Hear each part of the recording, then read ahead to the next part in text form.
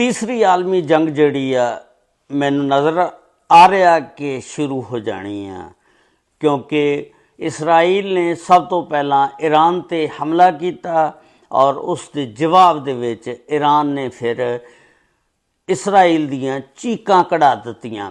ये जंग जिहड़ी आ अमरीका जिहड़ा आ ये मुसलमानां दे खिलाफ शुरू कर रहा। ईरान दे उत्ते उसने इसराइल कोलों हमला करवा के जंग का आगाज़ किया।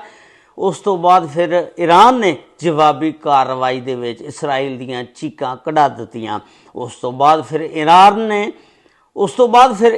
ने मुसलमान मुल्कां दे विच जिथे भी हवाई अड्डे सी, कतर, सऊदी अरब, बहरीन और अबू धाबी, दुबई वगैरह, उन्हां दी जिथे भी एयर बेस सी उत्थे ईरान ने मिसाइलों के नाल हमला करता और तबाही मचा दी। उधरों असी पाकिस्तान जिहड़ा वो भी अफगानिस्तान दे विच जंग दे,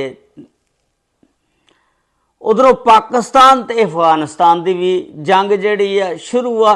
अफगानी जिहड़े ने वो पाकिस्तान के खिलाफ जंग छेड़ के बैठे ने, फिर पाकिस्तान ने भी उन्होंने फिर चंगा जवाब ठोक के दिता।